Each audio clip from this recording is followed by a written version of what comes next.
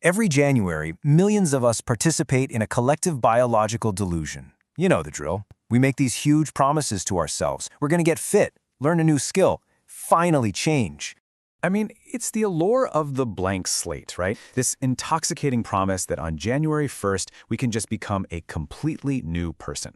We set these massive, ambitious goals, totally ready to conquer the year.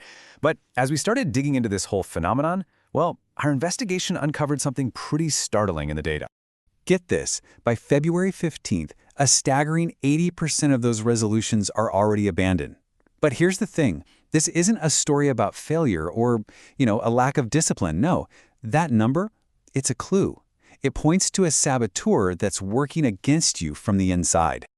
That's right. The saboteur is your own brain. It literally views your shiny new resolution as a direct threat. So today, we're investigating the neurobiological glitch that sabotages your best intentions and how to finally outsmart it.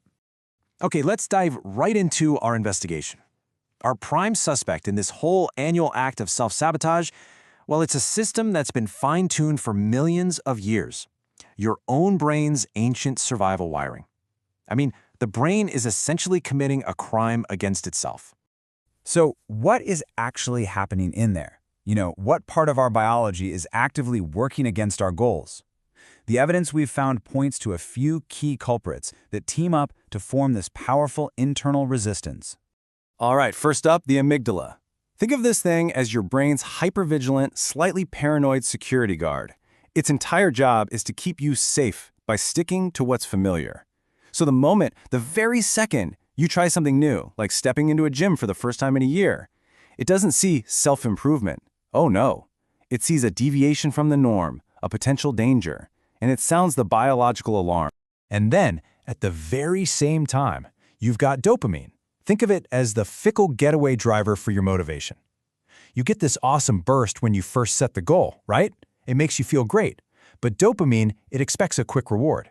So when that 5 a.m. run doesn't immediately hand you a prize, that dopamine supply just dries up. And your brain's motivation? It completely abandons the mission.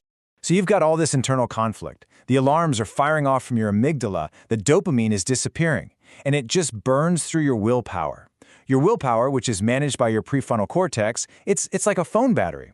It is not some endless character trait. It's a finite resource. And your brain's internal resistance? It's like running 10 heavy-duty apps at once. It just drains that battery so fast. Boom. Your prefrontal cortex just ran out of fuel. So if our brain is literally hardwired to resist big changes, how on earth do we ever succeed? Well, here's the twist. We don't fight it. We stage a counter-heist. We're going to use the brain's own rules against it to rewire the whole system from the inside out.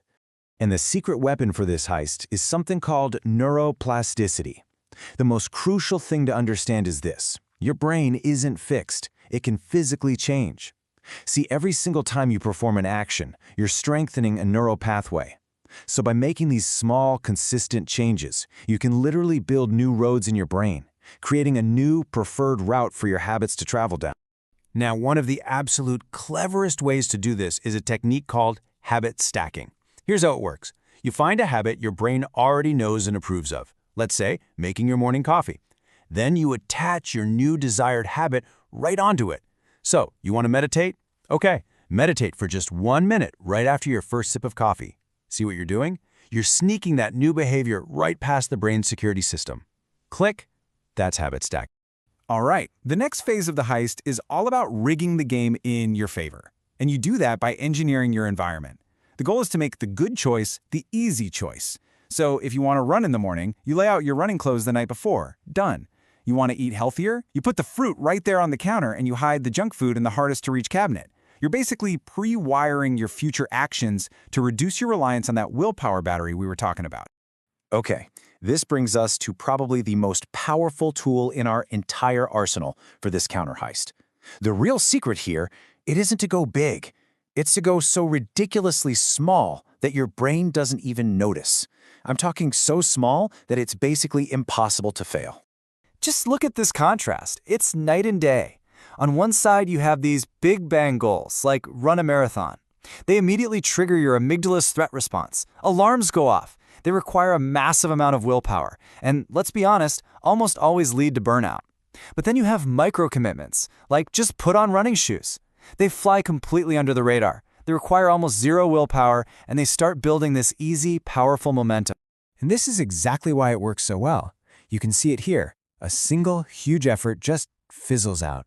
But these tiny, consistent wins, they create a powerful success feedback loop. Each little action tells your brain, hey, we did it. And that releases a little bit of dopamine, which reinforces that new neural pathway we're trying to build, and it fuels your motivation for the next tiny step. Over time, all these small steps add up to something so much bigger than one failed leap could ever be. So the really crucial point here is to shift your entire focus. The goal is not to be perfect. It's not. The goal is just to show up. Because when you celebrate the act of trying, just trying, you avoid that burnout and the self-blame that actually strengthens the old, unwanted neural pathways. Remember this, consistency, not intensity, is what rewires the brain. So where does all this leave us? What's the big takeaway from this whole investigation? Look, it's not about finding the perfect set of life hacks or tips. It's about fundamentally changing how you approach the very idea of change itself. And this is the ultimate strategy. Instead of focusing on an outcome like, I want to lose 20 pounds, you focus on the identity. You start asking yourself, who is the kind of person that achieves this? See, the goal isn't to run a 5K. The goal is to become a runner. Every single time you put on your shoes, even if it's just for a walk around the block, you are casting a vote for that new identity. And that is what permanently rewires your self-perception. Because ultimately, your New Year's resolution was never a test of your willpower. It's an engineering problem. You have the blueprint to your own brain now. You know where the alarms are. You know exactly how the reward system works. So the final question isn't, can you force yourself to change? It's, can you design a system where change becomes the inevitable outcome? Because the goal isn't to be perfect, it's to be a better engineer of your own biology. Hi, I'm Nanmure, and this is Neuroscience of Everything. To get your weekly dose of neuroscience-backed tips and hacks, subscribe now.